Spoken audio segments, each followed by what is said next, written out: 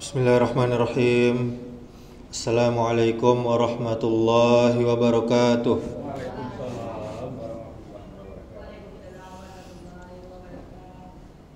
Alhamdulillahi rabbil alamin.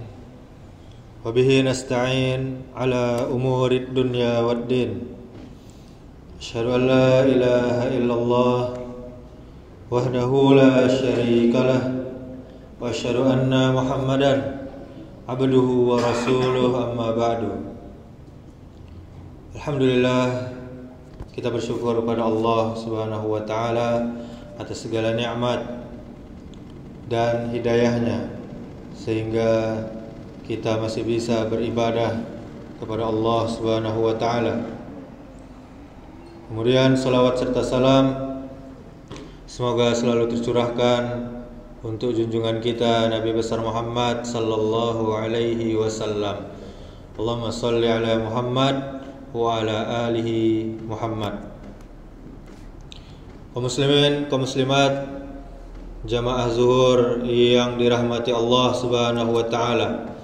Marilah kita bersama-sama bertekad untuk selalu meningkatkan ketakwaan kita kepada Allah Subhanahu wa taala dengan berusaha memperbaiki keyakinan kita, mantap dalam meyakini bahwa penjagaan dan pengawasan Allah selalu bersama kita dimanapun kita berada.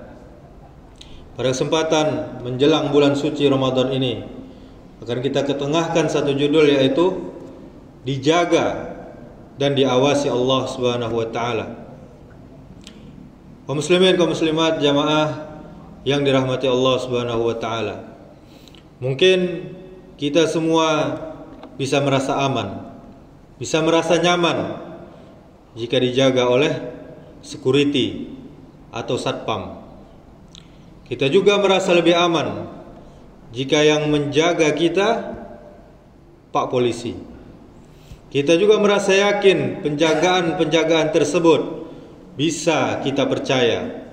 Tapi pernahkah kita mengetahui bahwa selama ini, sejak kita di dalam kandungan ibu kita sampai sekarang, yang benar-benar menjaga kita adalah Allah Subhanahu wa taala. Dan sampai hari ini kita juga merasa takut jika ingin melakukan kesalahan, jika tahu dalam pengawasan mandor, dalam pengawasan pimpinan, dalam pengawasan CCTV, dalam pengawasan satpam, dalam pengawasan polisi.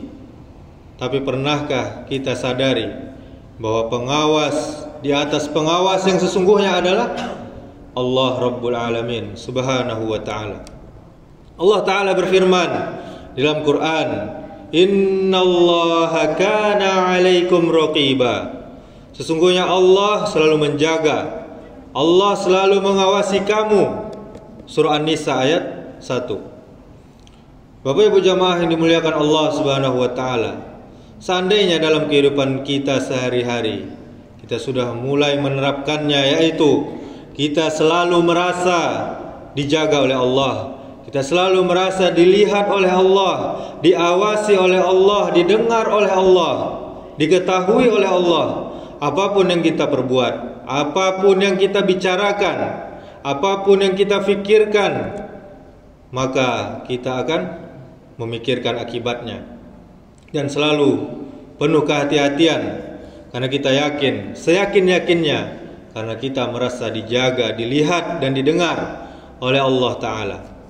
Dan seandainya hal ini mampu kita terapkan dari awal Ramadan, niscaya timbul rasa malu kepada Allah Subhanahu wa taala. Kita mau minum di kamar kita, diam-diam tidak jadi, karena yakin Allah pasti tahu kalau kita tidak berpuasa. Kita mau bohong tidak jadi, karena kita yakin Allah pasti tahu kita berbohong. Nanti puasanya akan rusak. Kita mau marah-marah tidak jadi, karena yakin Allah pasti tahu dan mendengar kita marah. Nanti puasa kita bisa rusak. Kita mau ngomongin orang, mau mautan orang, menggibahan orang, tidak jadi, karena kita yakin Allah pasti tahu dan mendengarnya. Nanti puasanya menjadi rusak. Kaum muslimin, kaum muslimat, jamaah zuhur yang berbahagia, hal ini merupakan penerapan jenjang tertinggi menuju takwa, perubahan terbesar dari jiwa dan raga kita, yang pada intinya adalah untuk mendapatkan hikmah. Seandainya hal seperti ini sudah siap kita mulai dari sekarang, niscaya akan melahirkan mujahadah, kesungguh-sungguhan yang istiqomah, yang akan terus berkelanjutan. Kita bisa menambah kesabaran dalam menjalankan ketaatan kepada Allah Subhanahu wa taala. Kita bisa sabar dalam urusan ibadah yang fardu, bahkan lebih tertib lagi dari sebelumnya. Tertib waktunya, tempatnya, dan caranya di awal waktu, di masjid, dan juga tentunya berjamaah. Kemudian kita bisa sabar dalam menambahkan amalan-amalan sunnah, karena kita yakin pada bulan suci Ramadan setiap amalan sunnah akan Allah lipat gandakan pahalanya. Dan yang terakhir adalah gemar kita menambah amal soleh, baik berupa sedekah ataupun menolong saudara kita yang dalam kesulitan. Seandainya ketiga ini mampu kita pertahankan dan kelak kita terapkan di luar bulan suci Ramadan juga, niscaya takwa yang kita raih akan selalu bersama kita hingga ajal menjemput kita. Dan insya Allah kita termasuk ke dalam golongan orang-orang yang diberi hikmah oleh Allah Subhanahu wa taala. Allah Subhanahu wa taala berfirman di dalam Al-Qur'an, yu'til hikmata may yasha wa may yu'tal hikmata faqad utiya khairan katsira wa ma yazakkaru illa ulul albab. Dia yang memberikan hikmah kepada siapa yang dia kehendaki. Barang siapa yang diberi hikmah, sungguhnya dia telah diberi kebaikan yang sangat banyak, dan tidak ada yang dapat mengambil pelajaran kecuali orang-orang yang mempunyai akal sehat. Surah Al-Baqarah ayat 269. Sebelum kita tutup, akhiri, sudahi segala macam bentuk permusuhan dengan sesama manusia, karena permusuhan itu penghalang diampuninya dosa-dosa kita. Nabi kita bersabda, maka semua hamba yang tidak berbuat syirik dengan sesuatu apapun akan diampuni dosa-dosanya, kecuali seorang yang di antara dia dan saudaranya terjadi permusuhan. Lalu dikatakan, tundalah pengampunan terhadap kedua orang ini sampai dia berdamai. Tundalah pengampunan terhadap kedua orang ini sampai dia berdamai. Tundalah pengampunan terhadap kedua orang ini sampai dia berdamai.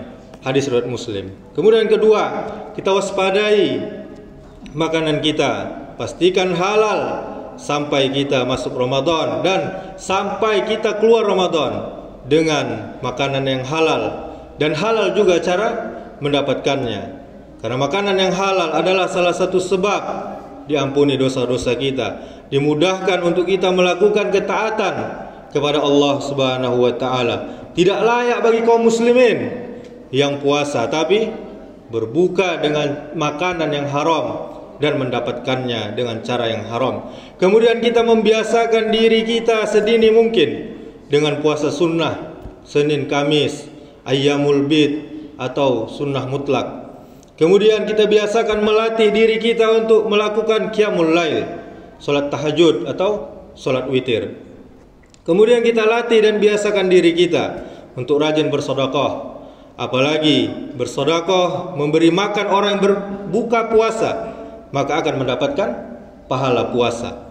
Kemudian kita menjaga di lisan kita dari segala bentuk celaan, ghibah, sehingga kita terbiasa tatkala di bulan Ramadan dengan lisan kita bersih dari umpatan. Kemudian marilah kita semangat membaca Al-Quran, jangan sampai kita meninggalkannya. Rasul kita bersabda, ya Rabbku, sesungguhnya kaumku menjadikan Al-Quran sesuatu yang diacuhkan. Mari kita biasakan membaca 1 juz, one day 1 juz. Sekarang, jangan menunggu Ramadan saja. Kemudian yang kedelapan, kita silaturahim tetap harus menjaga dengan sanak saudara, walaupun dengan mengirimkan chat ataupun SMS ataupun telepon. Kemudian kita jaga pandangan kita terhadap wanita atau tontonan yang haram. Jangan kita pandang manusia dengan syahwat, dengan kedengkian dan menganggapnya lemah, remeh dan mengolok-oloknya. Demikianlah, semoga bermanfaat. Subhanakallahumma wa bihamdika asyhadu an la ilaha illa anta astaghfiruka wa atubu ilaik. Assalamualaikum warahmatullahi wabarakatuh.